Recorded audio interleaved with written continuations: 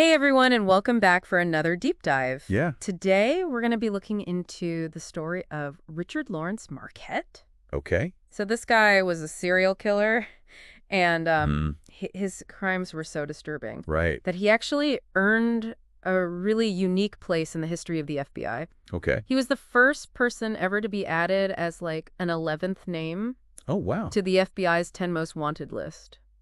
That's pretty incredible when you think about it. Right. I mean, the FBI had this, hard and fast rule, 10 names. That's it. That's it. But Marquette's case was so extreme, Right. so urgent, that they literally had to rewrite the rules Exactly. to include him. I mean, we're talking about a guy who killed 3 women, Yeah. Joan Cottle, Mhm. Betty Wilson, and a Jane Doe, who is sadly still unidentified. Right. And he didn't just murder them. He drained their bodies of blood. He mutilated and dismembered them. And then he just scattered the remains. Absolutely. And it's just one of those cases that really stays with you. It is. And what I think makes it even more fascinating, Yeah. at least from a psychological point of view, is that before all of this, Marquette seemed to be leading a somewhat normal life. Okay, so let's back up a little bit then. Yeah. Where did it all begin for Richard Laurence Marquette? So he was born in Portland, Oregon back in 1934. Okay. And actually, he had a couple of run-ins with the law, even before the murders. Really? Yeah. In 1956, he was arrested for attempted rape. Oh, wow. And then just a year later, in 57, he was arrested for robbery, which landed him in jail for a year. Interesting. Now looking back, Yeah. those early offenses, they might seem like red flags. Right. But at the time... Right. It's easy to connect the dots in hindsight. Yeah, exactly. But back then, were these things seen as potential warning signs of a Yeah. future serial killer? It's really hard to say for sure. Yeah. I mean, what we can say is that these incidents definitely suggest he had a possible struggle with impulse control Okay. and aggression, which are tendencies that unfortunately escalated to a horrifying degree. Let's move on to that first murder, then, the one that really put Richard Laurence Marquette on the map. Okay. The known Quaddle case in 1961. Right? And this is where things take a very disturbing turn. So picture this. It's a seemingly normal day in a quiet Portland neighborhood. Okay. A housewife lets her dog out, and you know what it comes back carrying? No. A human foot and hand in a paper bag. Oh my gosh. It's a shocking discovery and obviously throws the community to a state of fear and confusion. That's a horrifying image. Yeah. So how did the police even begin to, unravel this? Well, believe it or not, they were able to identify Joan Quaddle, Okay. the victim, by examining those remains. Really? Yeah, she had this really unique characteristic, Okay. webbed toes, Oh, wow. and her shoe size also helped confirm their suspicions. Wow. It's remarkable how even the smallest details can be so crucial in a criminal investigation. Absolutely, like something out of a forensic textbook. Yeah. So what happened next? Well, as the investigation continued, the police uncovered a key witness Okay. who placed Caudle with Marquette at a bar the very night that she disappeared. This connection, along with some other circumstantial evidence, Yeah. led them to Marquette's residence. And what did they find there?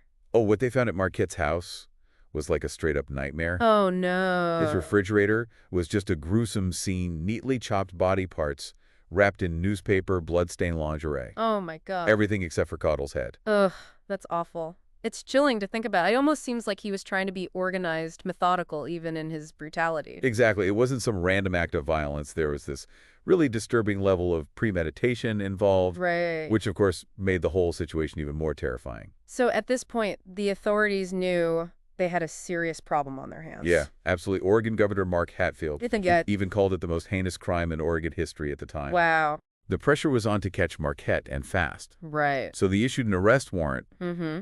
and that's when the FBI stepped in Okay. and took the unprecedented step of adding him to the 10 most wanted list.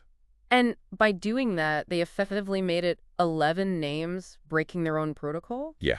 What happened then? Well, it turned out to be a good move. Marquette Yeah. was actually captured in California the very next day. Wow.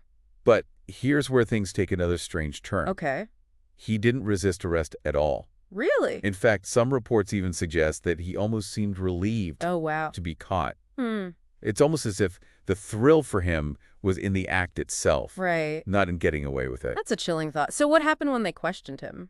Did he confess to the murder? Well, he did eventually admit to killing Caudle, Okay. but his explanation, Yeah. well, let's just say it didn't quite add up. Okay. He claimed that they had consensual sex, Mhm. got into an argument, and then he choked her in a fit of rage. Then he panicked and decided to dismember the body. But the level of violence, the meticulous way he went about dismembering her body, it all seems so calculated. You're absolutely right. Yeah. And don't forget about those prior arrests for attempted rape and robbery. Right. This wasn't just some one-time lapse in judgment. Yeah. There's a really clear pattern here of escalating violence and just a blatant disregard for the law. And what about Cottle's missing head? Did they ever find it? They did. When they pressed him about it, Marquette actually led the police to a riverbank near Oaks Park in Portland, Okay. where they recovered Cottle's head. Oh, my God. He was ultimately convicted and sent to prison. But as we'll see, that was far from the end of Richard Laurence Marquette's story. Oh, boy. Yeah. Okay, well, we're going to have to leave it there for now, but make sure you join us for part 2 of our deep dive into the truly disturbing case of Richard Laurence Marquette. Yeah. It's going to get even more interesting. See you next time. So here's where things take an even more unsettling turn. You see, during his time in prison, Marquette was actually described as a model prisoner. Hold on. A model prisoner, the guy who brutally murdered Joan Cottle and chopped up her body, it just doesn't compute. I know it's hard to believe. Yeah. But that's the thing about certain types of psychopathy. Okay. Individuals like Marquette can be incredibly good at blending in, even thriving in structured environments. Right. They can appear charming, cooperative, even remorseful. So are you saying it was all an act of a way to manipulate the system? It's certainly possible. Wow. Think of it as a kind of mask they wear to conceal their true nature. Right. And it's this phenomenon, this ability to appear completely normal while harboring these dark tendencies that makes individuals like Marquette so dangerous. Because you just never see it coming. Exactly. That's terrifying. It is. And sadly, Marquette's case proves just how effective this mask can be. In 1973, after serving only 11 years of his sentence, he was granted parole. 11 years? Yeah.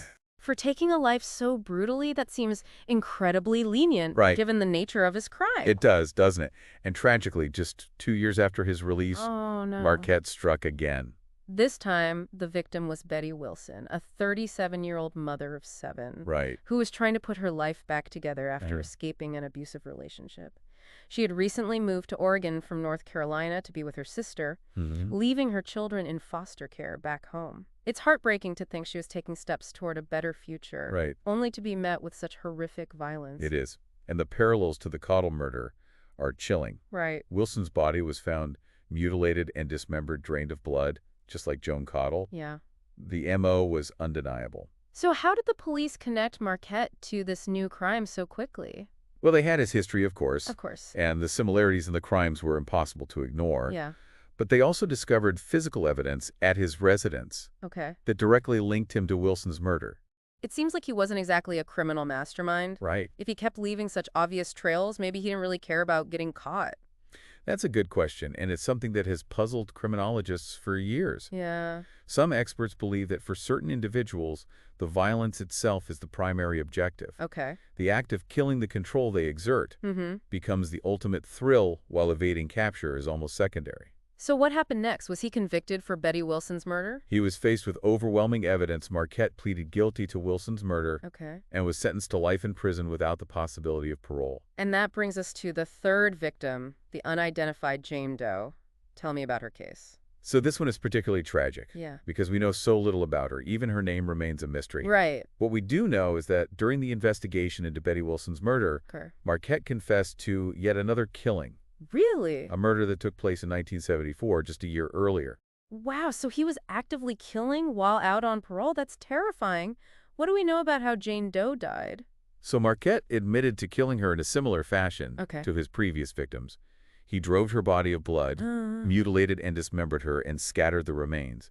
He even led investigators to the location where he had buried most of her body, but her head was never found. Oh, gosh. It's a stark reminder that even with the conviction, even with the perpetrator behind bars, some cases leave us with more questions than answers. Exactly. And Jane Doe's story really underscores the devastating, lasting impact of these crimes. It's not just about the loss of life. It's about the enduring mystery, the families who are left without answers, the victims who are never fully given justice. So we have 3 confirmed murders, a pattern of escalating violence, and a man who could seemingly turn his charm on and off like a switch. The big question is, what drove Richard Laurence Marquette to commit such horrific acts? That's a question that has fascinated and perplexed experts for decades. You see, psychiatrists who evaluated Marquette during his various incarcerations concluded that he was, for the most part, a normal, socially adjusted individual. Really? Except they noted when he faced rejection from women. So are we talking about like a classic case of hell hath no fury, like a woman scorned, but in reverse? Well, it's tempting to simplify it that way, Yeah. but it's likely much more complicated than that. While rejection can be a powerful emotional trigger for anyone, Right. it certainly doesn't justify or excuse violence of this magnitude. Right. Remember, we're talking about a man who carefully planned and executed these murders. Yeah. He wasn't simply lashing out in a moment of passion. That makes sense. So what are some of the other factors that might have contributed to Marquette's descent into such brutal violence?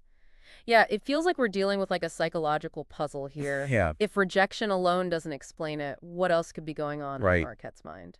Well, some experts think that in cases like this, we need to look beyond just a single trigger. Okay. And consider a whole combination of factors. Okay. For example, there's a theory in criminal psychology called narcissistic injury. Narcissistic injury. What does that mean exactly? So it's the idea that individuals with certain personality disorders, particularly narcissistic personality disorder, can react with extreme rage and aggression when their sense of self-worth or superiority is challenged or threatened. So someone rejects them and they see it as a personal attack on their inflated ego. Precisely.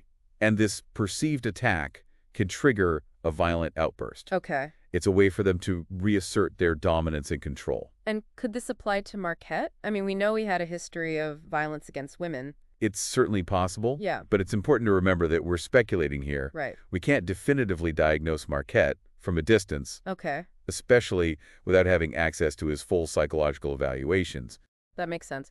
But even if we can't fully understand his motivations, we can still learn from his case, right? Absolutely. Richard Laurence Marquette's story is a stark reminder that evil can lurk beneath the surface of normalcy. Right. It's a reminder that even those who appear charming, even those who manage to blend in and manipulate this system, can be capable of horrific acts. And it really highlights the importance of understanding the complexities of criminal psychology. Right. It's not always about finding a simple answer, a single explanation. It's about recognizing the patterns, the warning signs, and trying to understand the potential motivations behind these types of crimes. Exactly. And it underscores the importance of ongoing research and analysis in the field of criminal justice and psychology. Yeah. The more we learn about the criminal mind, the better equipped we'll be to prevent these tragedies from happening in the future. So where does this leave us with the case of Richard Laurence Marquette? What happened to him after his final conviction?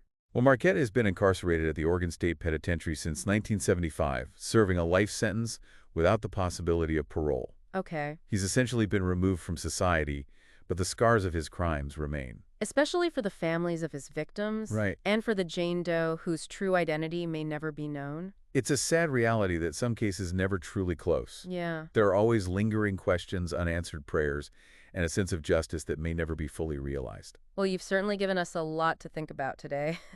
We've explored the life and crimes of Richard Laurence Marquette, delving into the chilling details of his murders, the complexities of his psychology, and the lasting impact his actions have had on the victims and their families. And even though we've covered a lot of ground in this deep dive, we've really only scratched the surface. Right. These kinds of cases are like layers of an onion. There's always more to uncover, more to understand. So for our listeners, if this case has sparked your curiosity, I encourage you to keep digging.